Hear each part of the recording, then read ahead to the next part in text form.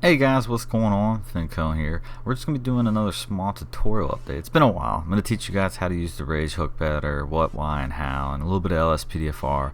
We're going to go over some of the features, because most of you guys just start up the RageHook EXE and are like, done. But there's some other options you can use to protect yourself. And this is important because Grand Theft Auto 5 recently updated, so a lot of you got broken games. And I always wait like 2 or 3 weeks to upgrade everything. To see how everybody else did, to let all the other scripts update and upgrade to it. So it's important to pay attention to the dates. 12/20/2015, 5 days till Christmas.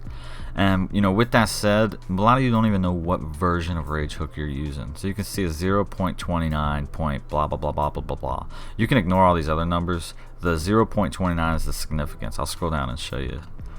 So here's 28. And the number depicts a milestone in version 27. So if you're using, let's say if you forgot to upgrade from 27 to 29, which is up here, and say this guy did, let's see, added entity rear position. Say he tries to use this command or method rather in his script, it'll crash your game, and you'll be like, I don't understand, I don't know why. Like everything's updated.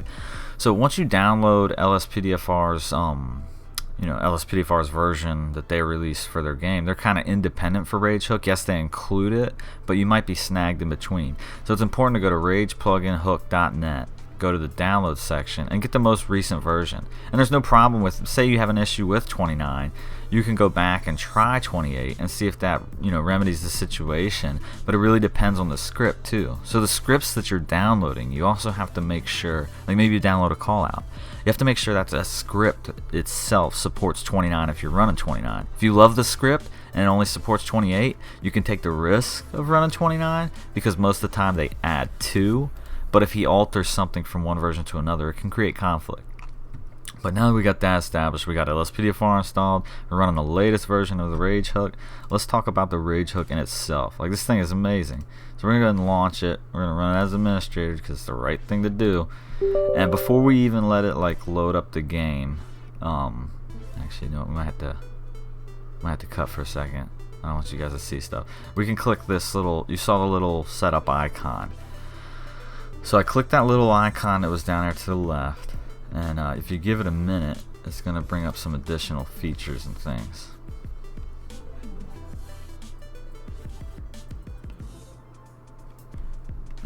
Alright, so this just popped up. This is the RageHook 28 or 29. So I'm using 28 still, as you can see. So this is RageHook 28's RageHook interface outside of the game.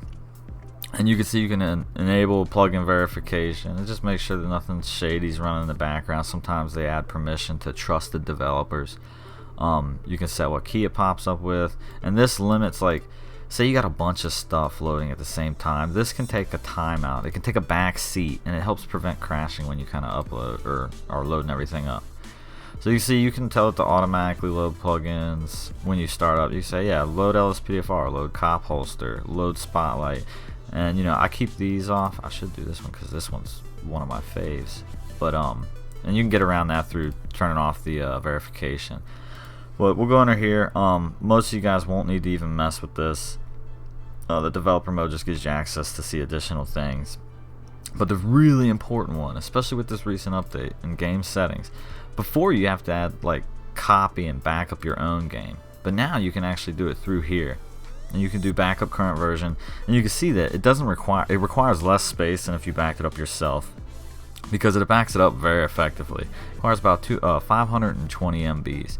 So when you click that, it'll actually back up your game. It gives you the option to revert your game file. Like Mullah DK19, he did friggin' amazing.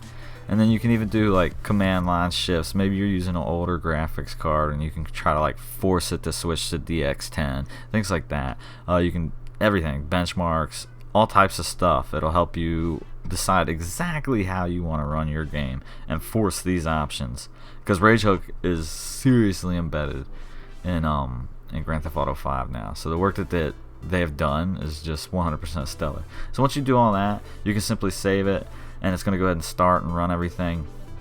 And so that's pretty much the gist of getting things to automatically start up. backing up your game using additional command line options, reverting your game. A lot of you guys don't even look in here or even know that that little settings wheel is a thing, but it's a tremendous amount of work that they put into the RageHook 2829 series that is phenomenal. So we'll go ahead and exit out of that.